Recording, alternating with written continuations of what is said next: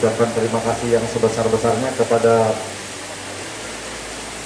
Kantor Perumahan dan Permukiman Pertanahan Kota Palembang yang tadi telah disampaikan.